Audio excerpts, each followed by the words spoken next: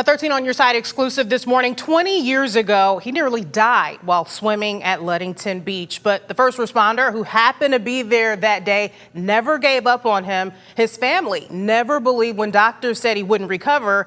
And now he's living proof of what happens when you never stop believing in yourself. A family tradition of spending time at the beach turns into a terrifying sequence of events. I was swimming and a rope got twisted around my ankle and pulled me underwater. An invisible killer lurking in the water. They tried to do the human chain where you link arms. The current was so strong. That didn't work. And then an off-duty police and fire officer, Jason Coyer, dove in after me, and he had said he needed a knife, and the current was so strong he was grabbing onto a rock at the bottom and he could feel the rock pulling him downstream. Someone threw him a knife. He was able to cut the rope off, and then that's when he started resuscitating me. Bystanders thinking there was no way he would survive. As the ambulance was arriving, people were telling him to call it, and I ended up puking up sand and water. So it was a miracle. I had been underwater, I would say, for 9 to 10 minutes. Too long with no oxygen to the brain.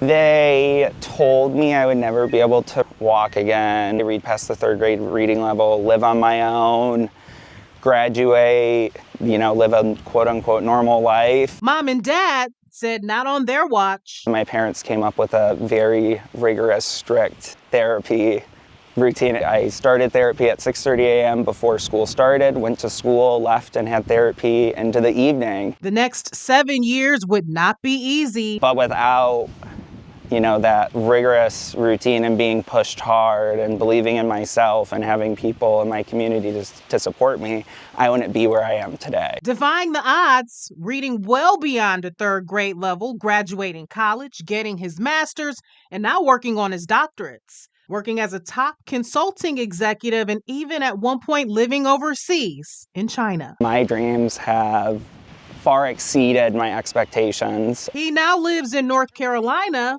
on a lake. I love to swim. My house is maybe 100 feet from a pool. When I'm home, nothing beats Lake Michigan. This month back at Ludington Beach, 20 years to the day of his near-death experience. We called June 23rd my 2nd birthday. Happy to see safety changes at the beach. They've actually installed life rings. That was not there, nope. And neither wore the signs about the rough current. Not letting that day take away his life, nor his love of water. I will always love this place, even though something so traumatic happened to me. I hope to be coming here in another 50 years. And so I think it kind of brings everything home and reminds me of what to be grateful for. Grateful of the life lesson that came from his life being saved. Believe in yourself. I even have a tattoo. If you don't believe in yourself, how can you expect others to believe in you? His family says so many factors played into Dylan surviving that day. The first responder being there by chance, someone he was able to reunite with years later. They're also thankful to the mysterious person who provided that knife that ultimately cut the rope to free Dylan, someone they say no one has been able to identify.